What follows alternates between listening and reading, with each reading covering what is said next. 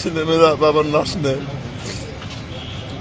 বাবার ভাইয়ের সামনে এসে বাচ্চাদের মৃত্যুটা কতটা প্যাথেটিক,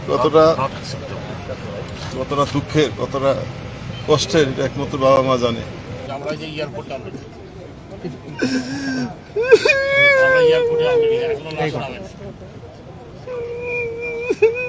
গাড়ি এই যে 8 নম্বরে এখানে আসো, 8 নম্বরে এখানে আসো গাড়িতে।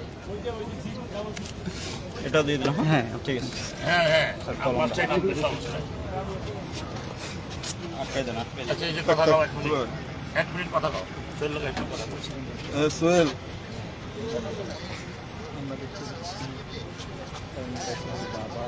আচ্ছা ফোন দিও, বল। ঠিক আছে, ফোন দিব।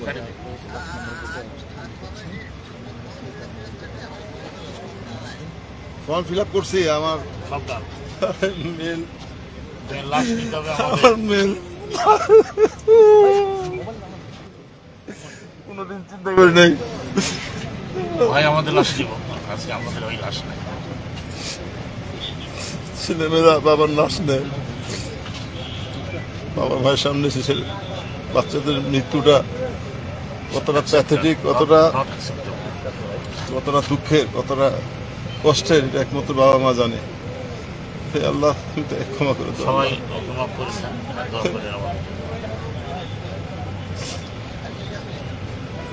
ঠিক আছে, আমরা জানাই দিচ্ছি সোহেল, আমরা বেরোনোর সময় তোমার জানাইতেছি।